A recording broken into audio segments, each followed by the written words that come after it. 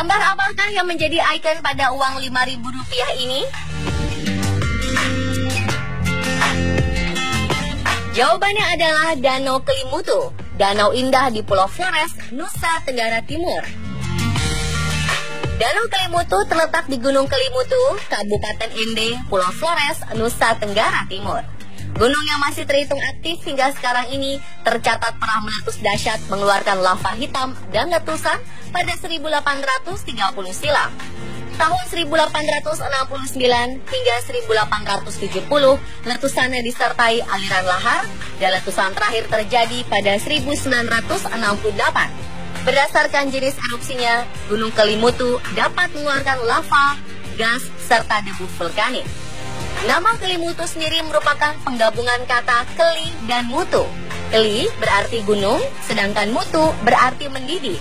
Arti nama ini menandakan jika gunung dapat melahirkan kekuatan yang sangat dahsyat saat terjadi ledakan. Gunung ini terkenal dengan danau 3 warna atau danau triwarna berbeda, yaitu merah, biru, dan putih. Tetapi uniknya, warna-warna ini selalu berubah seiring dengan perjalanan waktu. Lalu apa yang membuat Danau Kelimutu ini dapat berubah warna tanpa waktu yang pasti?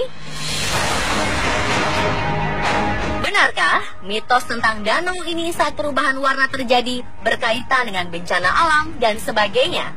Lalu benarkah danau ini banyak menyimpan cerita misteri?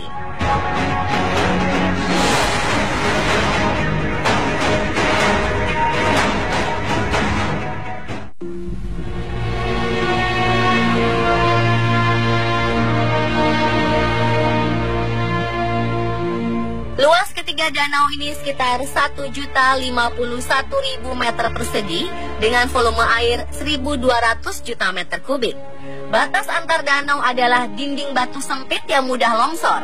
Dinding ini sangat terjal, mencapai kemiringan 70 derajat dengan ketinggian dinding danau berkisar antara 50 sampai 150 meter.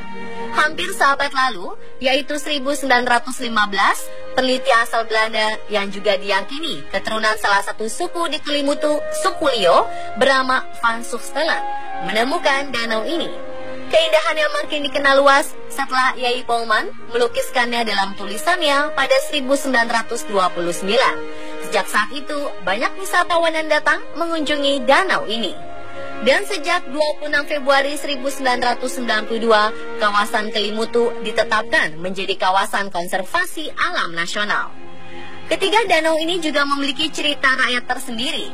Kisahnya dimulai di puncak Gunung Kelimutu yang disebut Buaria, sebutan untuk hutan lebat yang selalu berawan. Konon, di sini bermukim Konde Ratu bersama rakyatnya. Terdapat 2 tokoh yang sangat disegani. Pertama adalah Artapolo, si tukang sihir jahat dan kejam, serta suka memangsa manusia. Kedua ada Atambupu, yang dihormati karena sifatnya yang berbelas kasih, serta memiliki penangkal sihir Artapolo. Walaupun memiliki kekuatan gaib tinggi yang berlawanan, keduanya berteman baik dan tunduk kepada Konde Ratu. Pada suatu hari, Atambupu didatangi oleh sepasang anak yatim piatu yang memohon perlindungan. Karena belas kasih, Atambupu pun menampung mereka dengan syarat tidak boleh meninggalkan area ladang karena khawatir akan dimangsa Artapolo. Namun Artapolo telah mencium kehadiran anak-anak ini saat berkunjung ke ladang Atambupu. Segala cara dilakukan Atambupu untuk melindungi anak-anak ini.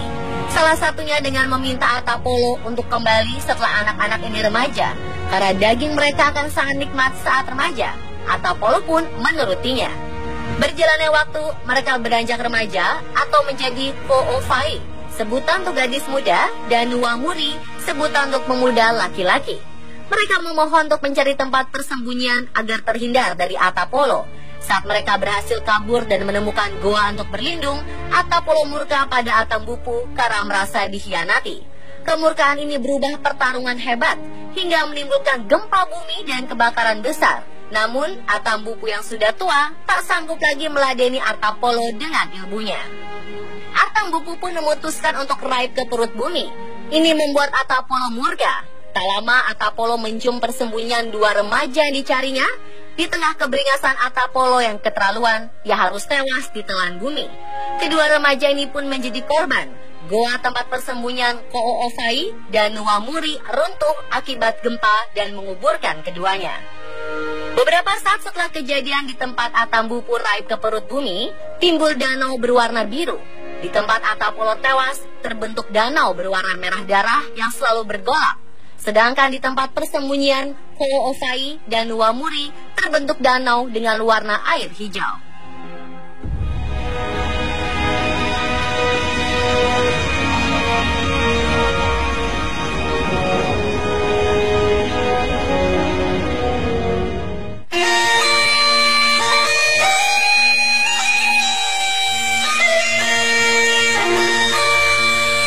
Ketiga Tiwu atau danau ini diberi nama sesuai dengan sejarah terbentuknya, yaitu Tiwu Atapolo dipercaya sebagai danau tempat berkumpulnya arwah-arwah para tukang sihir atau orang jahat yang meninggal. Tiwu Nuwamuri Ko'o-Ofai dipercaya sebagai danau tempat berkumpulnya arwah muda-mudi yang meninggal. Dan Tiwu Atambupu dipercaya sebagai danau tempat berkumpulnya arwah-arwah para tetua yang sudah meninggal.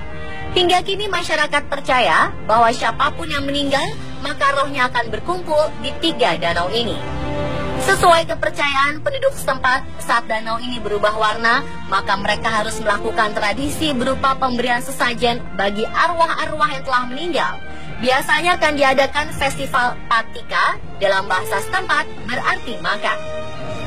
Prosesi Patika dilaksanakan di lapangan yang berada sebelum Tugu Puncak Kelimutu.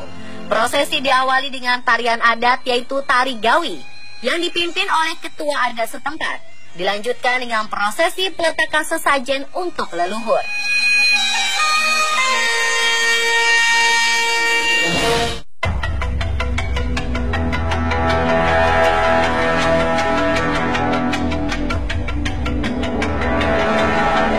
Perubahan warna pada danau ini tidak serta-merta langsung berubah, melainkan melalui proses, seperti hanya segumpal warna yang berbeda di tengah danau, lalu melebar ke seluruh danau.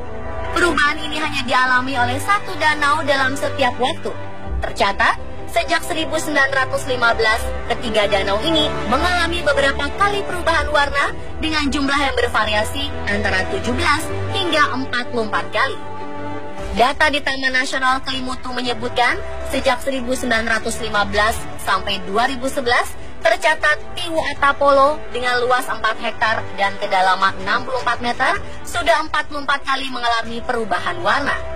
Tiwu Nuwamuri Ko'o-Ofai yang memiliki luas 5,5 hektar dengan kedalaman 127 meter mengalami perubahan warna sebanyak 25 kali. Sementara Tiwu Atambupu dengan luas 4,5 hektar dan kedalaman 67 meter mengalami 16 kali perubahan warna. Berikut rincian perubahan warna danau berdasarkan tahun. Saat ditemukan pada 1915, Schusterlen melihat Tiwu Atapolo berwarna merah darah, Tiwu Nuwamuri Ko'o-Ofai berwarna hijau zamrud, sedangkan Tiwu Atambupu berwarna putih. April 1996, ketiga danau berwarna sama, yaitu hijau. Tiwu Atapolo berwarna hijau, Tiwu Nuwamuri Ko'o-Ofai berwarna hijau muda, dan Tiwu Atambupu berwarna hijau tua. Tahun 2008, Tiwu Atambupu berubah warna dari coklat menjadi putih susu. Akhir tahun 2008, danau ini menjadi satu warna, yaitu hijau muda. Pertengahan Juli 2010, Tiwu Nuwamuri Ko'o-Ofai berwarna hijau muda kebiruan, Tiwu Atapolo berwarna hijau, Tiwu Atambupu berwarna hijau lumut kehitaman. 2013, Tiwu Nuwamuri Ko'o-Ofai berubah warna dari merah hati menjadi hijau muda hingga saat ini. Agustus 2014, air danau Tiwu Atapolo berubah menjadi warna hitam. Setahun kemudian, Agustus 2015, warna air Tiwu Atapolo berubah menjadi warna hijau toska. April 2016, Tiwu Atapolo berubah warna dari hijau tua menjadi merah tua. Sementara Tiwu Nuwamuri Ko'o-Ofai dan Atambupu tetap hijau dan putih susu. September 2016, saat tim on the spot berkesempatan mengunjungi Danau Kelimutu, Tiwu Atapolo baru saja mengalami perubahan dari hijau lumut menjadi hijau toska. Tiwu Nuwamuri Ko'o-Ofai masih dengan warna hijau muda, sedangkan Tiwu Atambupu berubah dari putih menjadi hijau tua. Dr. Gregory Pasternak dari University of California dalam penelitiannya pada 1992 yang dipublikasikan di Taman Nasional Kelimutu menyebutkan oksigen adalah penentu paling penting dari perubahan warna danau. Ketika air danau kekurangan oksigen, maka air terlihat hijau. Sementara ketika air kaya akan kandungan oksigen, akan terlihat merah tua dan hitam. Selain itu, gas alami lain dan juga mineral memainkan peran subordinasi juga seperti sulfur. Dengan perubahan aktivitas vulkanik oksigen dan gas lainnya, aliran berbeda dan warna air bisa berubah. Tiwa atau polo adalah perantara kawah asam garam yang sering mengalami perubahan warna yang mungkin akibat dari perubahan oksidasi air danau. Tiwunua koofai adalah kawah air dingin asam garam yang mengandung senyawa sulfur yang eksotik. Sedangkan Tiwa Artambupu adalah kawah asam sulfat. Tiwa Artambupu berwarna hijau tua karena diduga merupakan refleksi warna tumbuh-tumbuhan cemara gunung yang banyak ditemukan di sekitar bibir kawah. Di saat tertentu, warna akan berubah menjadi coklat kemerahan, sebagaimana warna daun kering cemara gunung yang mengapung di permukaan kawah.